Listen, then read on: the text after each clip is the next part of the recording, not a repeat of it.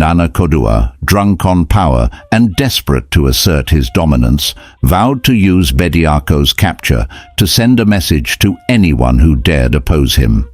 In a loud and public proclamation, he announced that Bediako, the once feared warrior, would be forced to battle a wild lion. This was not intended to be a fair fight. Nana Kodua knew Bediako had been rendered powerless and was certain the lion would tear him apart. The gruesome spectacle was meant to humiliate Bediako further and cement the king's authority in the eyes of his people. The news spread quickly, reaching not just Nana Kodua's kingdom but neighboring communities as well. The thought of a man facing a lion, especially one as renowned as Bediako, drew intrigue and horror. Many whispered about the king's cruelty, condemning his decision as a blatant act of tyranny. Others, however, prepared to travel from far and wide to witness what they believed would be the end of a legend. While these preparations were underway, Ya Munumkum's name became a topic of discussion. Within her extended family, she was celebrated as the woman who brought down the great warrior. Nana Kodua's promise to elevate her family to the throne elevated her status among her relatives. Her name was spoken with pride in her household, but beyond her family, the wider community viewed her actions with shock and disapproval. Her betrayal was seen as a disgrace, a deliberate act of wickedness that had doomed a man who had only ever fought for justice. Meanwhile, Nana Kodua continued his cruel practices, selling petty offenders from his prisons to the Portuguese in exchange for guns and weapons. These deals strengthened his military power and solidified his alliance with the Europeans, who valued his cooperation. Eager to showcase his dominance, he invited the Portuguese to witness the fight between Bediako and the lion. For the Europeans, the spectacle would not only be entertaining but also a demonstration of how Nana Kodua controlled even the strongest of his people. As the day of the fight approached, a large wooden cage was constructed in the center of the king's courtyard. Within it, a ferocious lion roared, pacing back and forth, its golden mane gleaming in the sunlight. The beast was restless, hungry, and clearly enraged, its every move a terrifying display of power. The people who gathered to watch the preparations whispered anxiously, many unable to reconcile the cruelty of the event with their admiration for Bediako. On the eve of the fight, Bediako sat alone in his prison cell, his body weakened but his spirit unbroken. He reflected on his journey, the betrayal that had brought him here, and the gods he had once served so faithfully. With each passing hour, he grew more determined to face his fate with dignity. Even in chains, Bediako's mind was sharp, and he began to pray, seeking guidance from the ancestors. "Great ancestors," he whispered, his voice steady despite his pain. "I have fallen, not from battle, but from betrayal. If my time has come, let me face it with honor. But if there is still purpose in my life, show me a sign. Grant me strength, not for myself, but for the people who have suffered under Nana Kodua's rule. Let my spirit rise, even if my body fails." Unbeknownst to Bediako, whispers of discontent were growing louder among the people. Many questioned the king's decision, seeing his treatment of Bediako as a sign of weakness rather than strength. Some even began to pray for Bediako's survival, hoping that the gods would intervene on behalf of the warrior who had always fought for justice. The next day, as the crowd gathered to witness the spectacle, tension filled the air. Drummers beat their drums in a slow, ominous rhythm,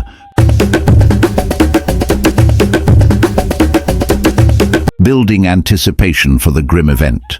The Portuguese, seated alongside Nana Kodua, watched with curiosity and amusement, eager to see what they viewed as a savage tradition. Nana Kodua sat on his throne, his expression smug as he surveyed the crowd, confident that the sight of Bediako's defeat would solidify his image as an all-powerful king. As Bediako was dragged into the courtyard, the crowd erupted in murmurs. The once mighty warrior was now frail and shackled, his shoulders slumped, but his eyes defiant. He looked around, taking in the faces of his people. And for a brief moment, their murmurs turned into cheers of support.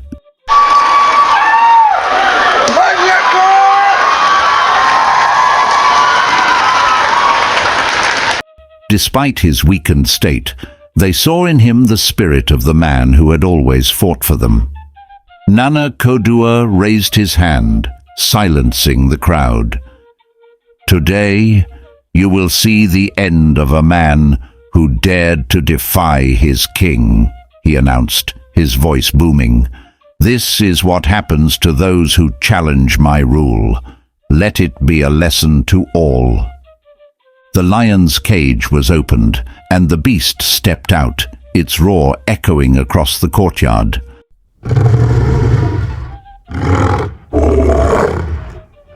The crowd fell silent, their hearts pounding as they watched the magnificent creature circle Bediako, its eyes locked onto him with predatory focus. Bediako, though weak, stood tall, refusing to cower. His prayer from the night before echoed in his mind, and he silently called upon the gods once more. The stage was set for a confrontation that would either mark his end or ignite a spark of resistance that no king could extinguish. The courtyard was electric with tension as the lion, caged and restless, was released. Its roar echoed across the grounds, reverberating through the hearts of the crowd. The mighty beast, a symbol of raw power, charged forward, its golden mane flowing and its fierce eyes fixed on Bediako.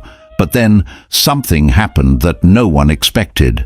Bediako roared back. His voice, deep and thunderous, shook the air and silenced the crowd.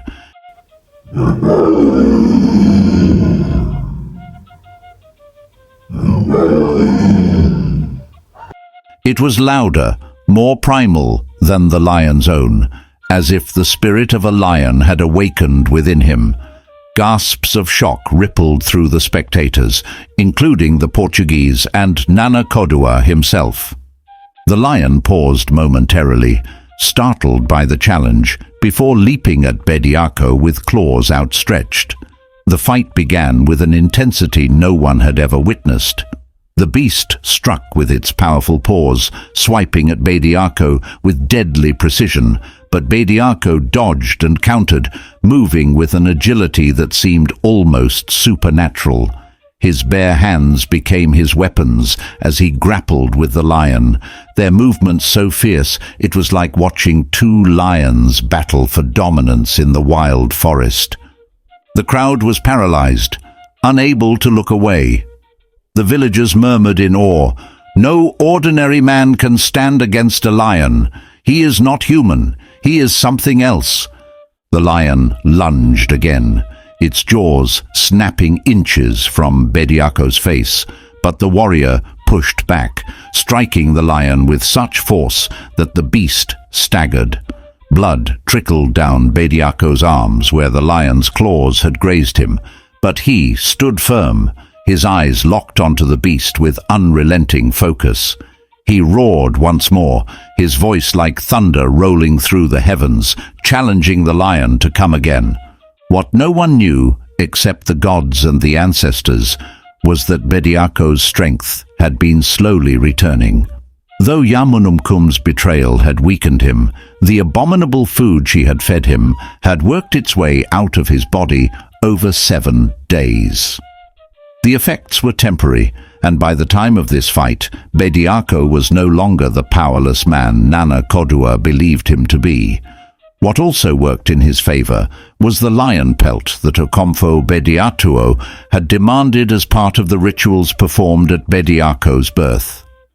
That pelt, imbued with the spirit of a lion, was now woven into Bediako's very soul.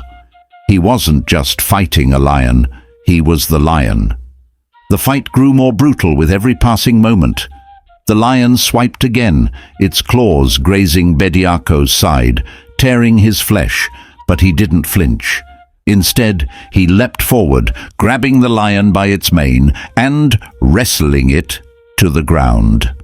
The beast roared in frustration, clawing and thrashing, but Bediako held on, his muscles straining with every ounce of strength he possessed. The Portuguese governor leaned forward, his eyes wide with disbelief. "This is not possible," he muttered. "How can a man fight a lion with his bare hands?" Nana Kodua's smug grin faltered as he watched the battle unfold.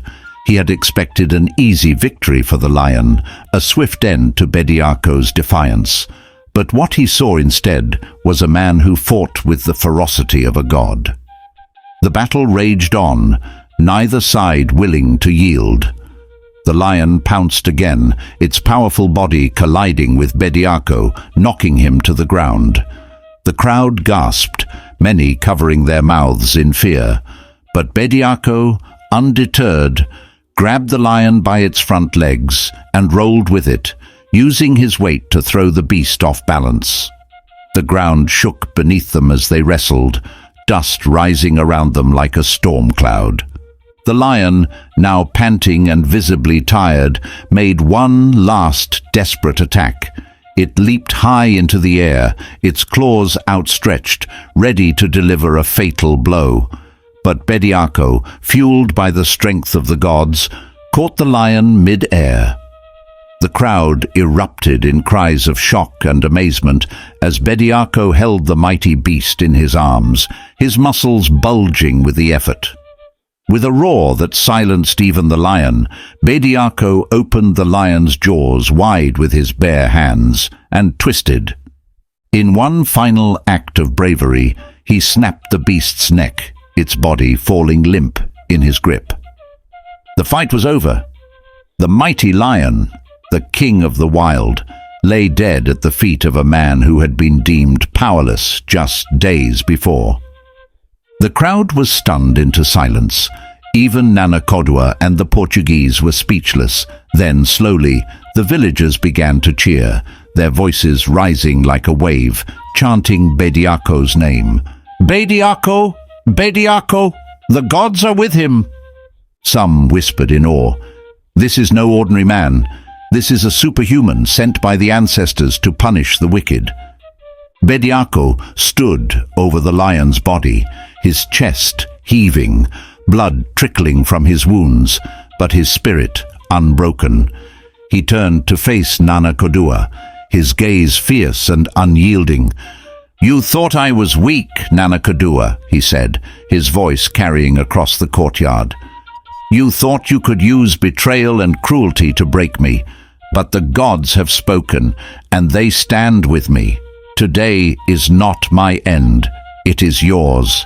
The crowd erupted into thunderous applause. Their admiration for Bediako turning into a collective defiance, bloodied against Nana Kodua's tyranny. His bravery and supernatural strength had not only captivated the hearts of the people, their loyalty but also struck fear into the hearts of Nana Kodua's warriors. And as the villagers celebrated their hero, Nana Kodua's expression darkened. Even the European governor, who had come to witness Bediako's demise, watched with wide eyes, unable to fathom what he had just witnessed. In the silence that followed, Bediako stood tall, his chest heaving, his eyes scanning the faces of the crowd. The cheers and admiration swirled around him, but his heart was heavy with confusion. How had he become powerless before? Who had betrayed him?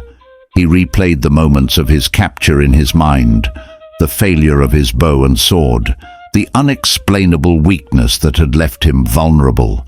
The thought weighed on him. Someone close to him must have plotted his downfall. As Bediako made his way back to Niame Kurom, the people erupted into jubilation. They ran out to meet him, chanting his name. Their hero returned from what they believed to be certain death. Children danced in the streets, women sang songs of praise, and the elders looked on, nodding solemnly, acknowledging that the gods had indeed protected him. "Bediako," they cried, "you are not just a man. You are chosen by the ancestors. You are our savior." But even as he smiled at the warm welcome, a seed of doubt grew in his heart. Who had betrayed him? Who had fed him the abominable food that left him powerless when he needed his strength most? Bediako resolved to uncover the truth no matter what it took. In the crowd, Ya Munumkum stood frozen, her face pale as she saw Bediako alive and well. She had been celebrated within her family for bringing him down, yet now, here he was, returning stronger than ever, the people's hero. Shame and fear clashed within her, and she avoided his gaze, afraid that he might already know the truth. Bediako noticed her in the crowd, her face a mask of guilt. He approached her, his voice low but firm. "Ya Munumkum," he said, his piercing gaze locking onto hers. "I was weak when I should have been strong. I was betrayed, and I need to know the truth. Who fed me the food that weakened me? Who plotted against me?" Ya stammered, struggling to find her voice. I don't know, Bediako," she lied, her heart pounding. "I would never betray you." But Bediako's instincts told him otherwise. He could see the fear in her eyes, the tremble in her hands. Though he had no proof, he made a silent vow to watch her closely. If she had been part of the plot, she would not escape justice. Back in his palace, Nana Kodwa sat on his throne, trembling with anger and fear. The spectacle he had planned to humiliate Bediako had backfired spectacularly. His authority was now in question, and even his closest allies began to doubt his strength. The Portuguese governor, though impressed by the fight, was displeased that Nana Kodwa had failed to eliminate the warrior. Nana Kodwa sent an urgent message to Ya Munumkum's family. His voice was filled with fury as he dictated the words. "You assured me that Bediako was powerless. You lied to me, and now he has humiliated me before my people and the Europeans. You must act quickly to bring him to me, or your family will suffer the consequences. Do not fail me again." The message reached Ya Munumkum's father, who called a meeting with his family. Tensions were high as they realized the gravity of their situation. If they could not deliver Bediako to Nana Kodwa, their alliance with the king would crumble, and their family's claim to the throne would be lost. Ya Munumkum, still reeling from Bediako's return, remained silent, guilt gnawing at her. She had played a dangerous game, and now it was spiraling out of her control. As Nana Kodwa's message spread, the people of Nyamikrom rallied around Bediako, determined to protect their hero. The once powerful king now found himself isolated, his own people questioning his authority. But Nana Kodwa was not ready to give up. He began plotting his next move, desperate to regain control and eliminate the man who had become a symbol of resistance.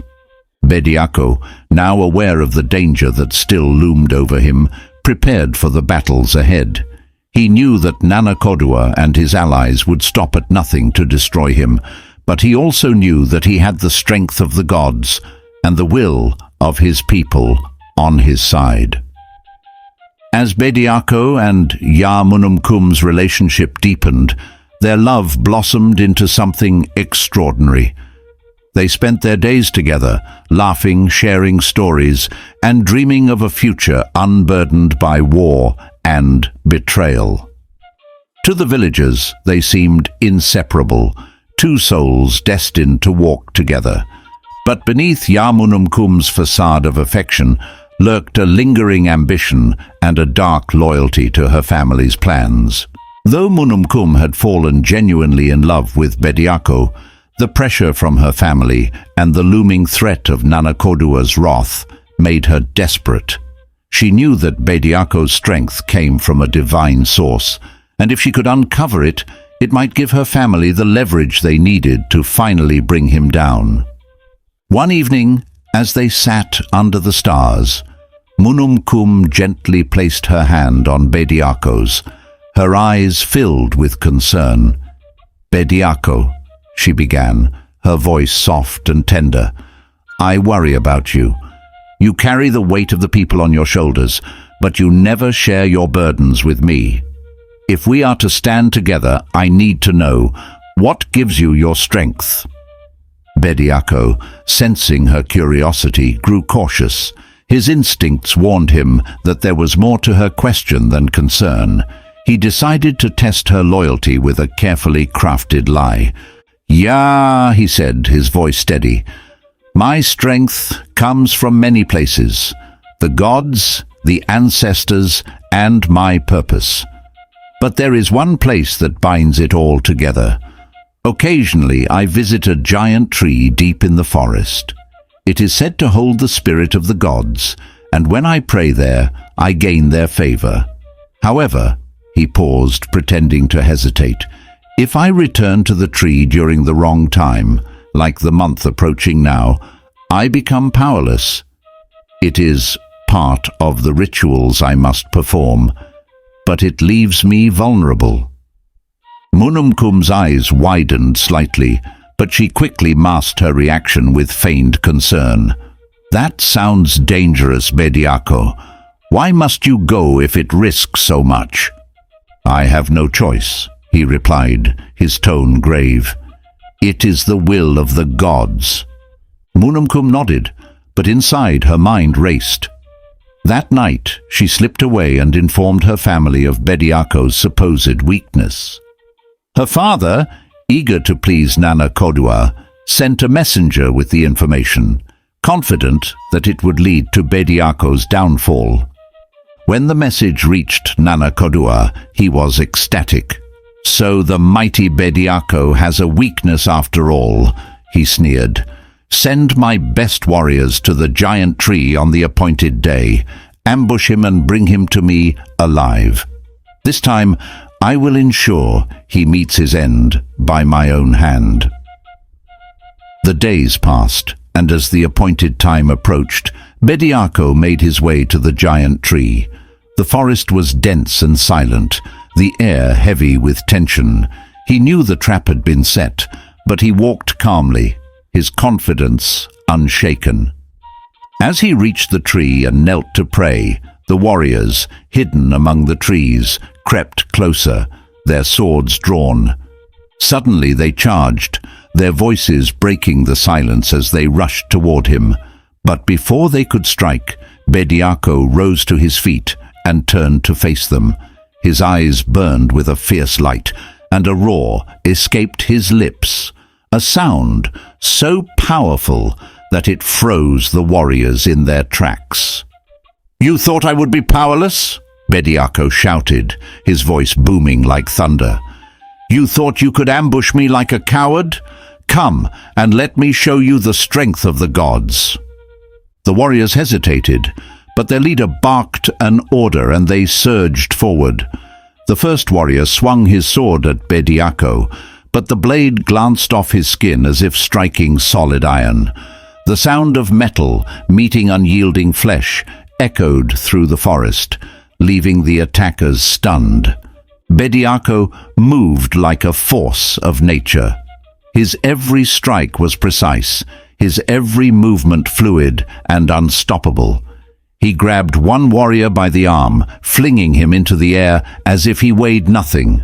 Another charged with a spear, but Bediako caught it mid-thrust, snapping it in two before delivering a blow that sent the man sprawling. The battle raged on, the forest becoming a battlefield of chaos and dust. The warriors slashed, stabbed and swung their weapons, but nothing could penetrate Bediako's skin. It was as if his entire body had become a blade, sharp and impenetrable. Swords shattered upon impact, and shields crumbled under his fists. One by one the warriors fell, their numbers dwindling as Bediako cut through them like a storm. His roars shook the ground, his strength unrelenting. Blood stained the earth as he fought with the ferocity of a lion and the precision of a god. By the time the dust settled, hundreds of warriors lay lifeless around him. Only 2 remained, trembling with fear as they faced the unyielding force before them. Bediako, his chest heaving but his resolve unbroken, pointed his bloodied sword at them. "Go," he commanded, his voice like thunder. "Return to Nanakodua and tell him this. His days are numbered. The gods have spoken, and his reign of terror will end. Let him prepare, for I am coming." The 2 warriors, terrified and broken, fled into the forest, leaving Bediako standing victorious beneath the giant tree. He knelt once more, his head bowed in silent prayer, thanking the gods for their favor, and preparing himself for the battles yet to come. The message delivered by the surviving warriors shook Nanakodua to his core. The king, once confident in his invincibility, now felt the shadow of his downfall creeping closer. And Ya Munumkum, hearing of Bediako's victory, was consumed by guilt and shame, realizing too late the consequences of her betrayal. As Bediako walked home from the forest, his mind churned with anger and disbelief. The fight at the giant tree had left him victorious, but the betrayal weighed heavily on his heart. He had trusted Yamunumkum with his deepest thoughts, his fears, and his love. Yet she had used his vulnerability against him. How could she? He muttered to himself, his fists clenched. How could the woman I loved so deeply, the one I would have given my life for, betray me like this? The forest around him seemed to echo his pain, the whispers of the trees mocking his heartbreak. The gods revealed her true nature to me, he thought, and now my people must know the truth. She cannot hide in the shadows of her cunning anymore. When Bediako arrived at Nyamekorom, his expression was fierce, his anger palpable. The villagers, sensing his mood, gathered around him, murmuring in concern. Word spread quickly, and soon the elders assembled in the village square, eager to hear what had caused their hero such anguish. Bediako stood tall before them, his voice booming with righteous fury. "Today, I stand before you betrayed," he began, his eyes scanning the crowd. "The gods have shown me the truth. The woman I loved, the one who stood by my side, has been the architect of my downfall. Ya Munumkum is the one who betrayed me to Nanakodua." Gasps erupted from the crowd. People turned to one another, whispering in disbelief. Munumkum had always been seen as a devoted companion to Bediako. How could she have orchestrated such treachery? Munumkum, who had anticipated this moment, stepped forward with a calm and collected demeanor. She had carefully crafted a plan to protect herself. Days earlier, she had confided in her trusted servant, revealing the secret she'd passed to her family. She promised the servant protection and rewards if she would take the blame in the event of an accusation. "You must say that you overheard Bediako speaking about the giant tree," Munumkum had instructed her servant. "If you do this, I will ensure no harm comes to you. I will defend you before the elders. They will believe me." The servant, trusting Munumkum, had reluctantly agreed. Now, as Bediako's accusations filled the square, the servant stepped forward, trembling but determined to fulfill her part of the bargain.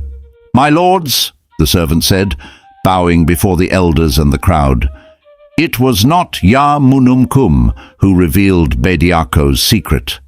It was I. One day, I overheard Bediako telling her about the giant tree where he prays, and how it sometimes makes him powerless. I foolishly took this information to Nanakodua's men, thinking it would bring favor to our village. Ya Munumkum is innocent." The crowd erupted into murmurs again, this time torn between disbelief and anger. The servant looked toward Munumkum, expecting her mistress to defend her as promised. But Munumkum, with her cunning mind, saw an opportunity to wash her hands clean of the matter entirely.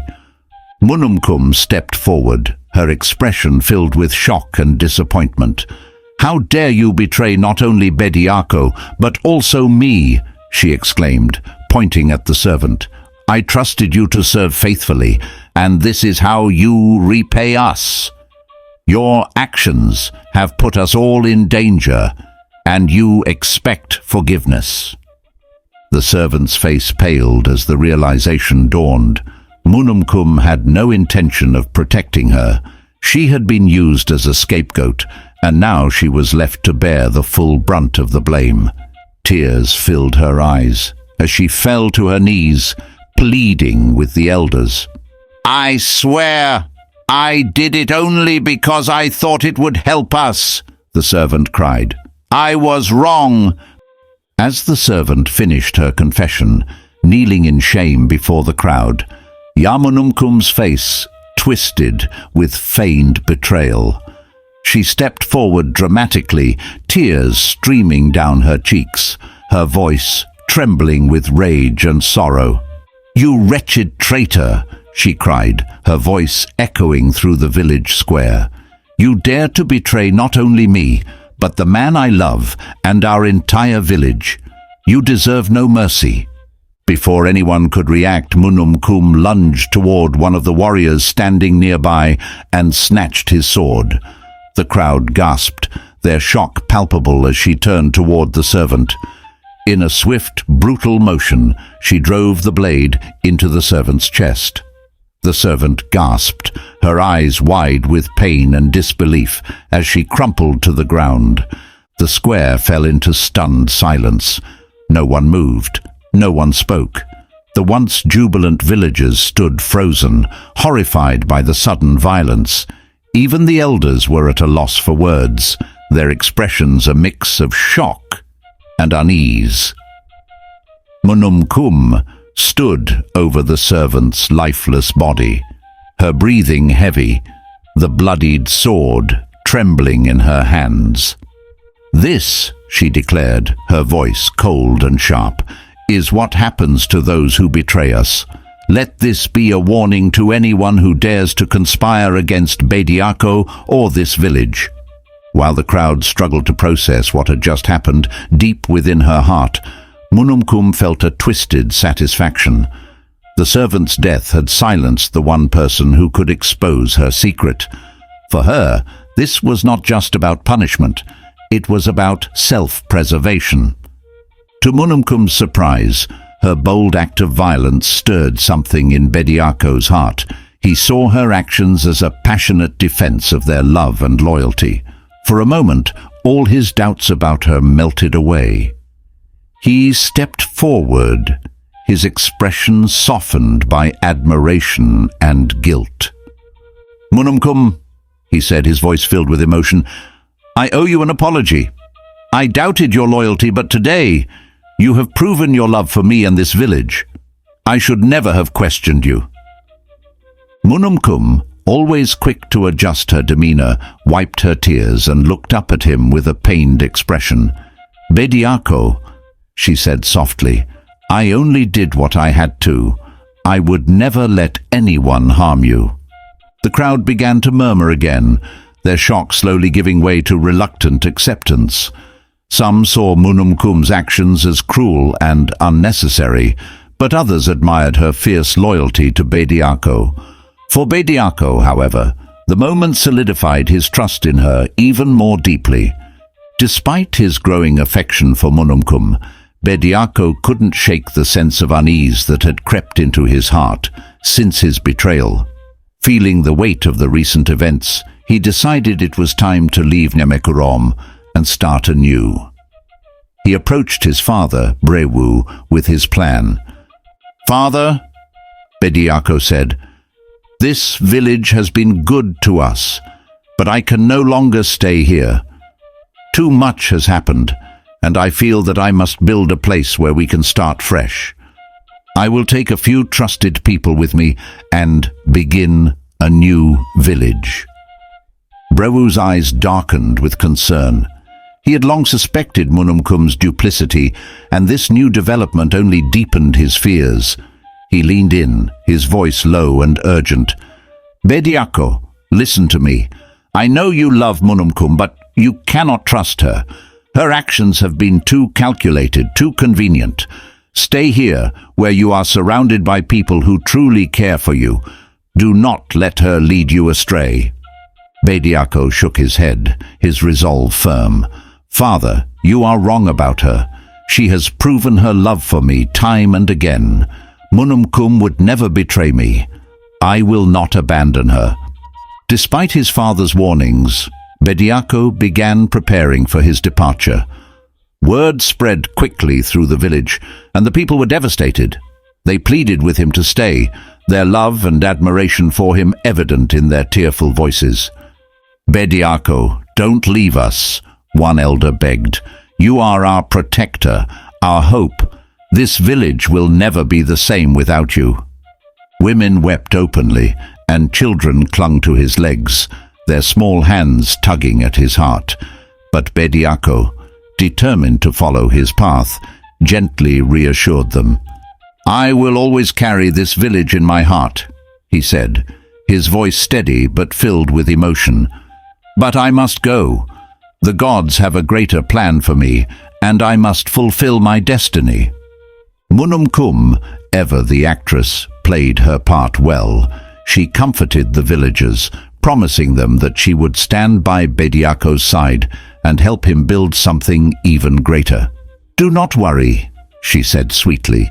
"We will carry the spirit of this village with us wherever we go." But deep in her heart, Munumkum's true intentions remained. She had no desire to help Bediako build a new life. Her loyalty was to her family and Nana Kodua, and she saw this journey as the perfect opportunity to deliver Bediako into the king's hands. As the sun set on the day of their departure, the villagers gathered one last time to bid farewell to Bediako and Munumkum. They sang songs of sorrow and gratitude, their voices carrying through the night like a mournful prayer. Bediako, carrying the weight of their love and loss, walked away with his lover, Munumkum, and a small group of trusted followers. The people wept as they watched him disappear into the horizon, their hearts heavy with both hope and despair. Little did Bediako know that he was leaving behind angels and embarking on a journey with a demon. The love he had for Munumkum had blinded him, and he failed to see the betrayal lurking in her heart. As the Akans wisely say, "Aboa bi beka wa na ofiri, won tomamu." The ant that bites you hides within your own cloth. Bediako was unknowingly stepping from the frying pan into the fire, trusting someone who wore the disguise of love while sharpening the blade of deceit. Sometimes the people we cherish and sacrifice everything for are the very ones secretly causing our downfall. They stay so close, hiding their true intentions, that we are blinded to their treachery. While we search for enemies far away, we fail to see that the real danger lies within our own circle. Bediako's journey is one of love, loyalty, and betrayal, a painful lesson that the heart's greatest enemy can sometimes masquerade as its greatest love. What will become of his trust in Munumkum? Will the gods intervene, or will the betrayal he refuses to see be the end of him? And what of Nana Kodua, waiting in the shadows to destroy the one man who dares defy him? Stay tuned for the next episode as we unravel the tangled web of love, loyalty, and deceit, revealing the fates of Bediako, Munumkum, and Nana Kodua. Don't forget to subscribe, share your thoughts, and let us know where you're watching from. And remember, when you fall in love, don't get blinded. When you fall in love, don't feel protected. When you fall in love, don't trust too much. And above all, remember, your secret is your power.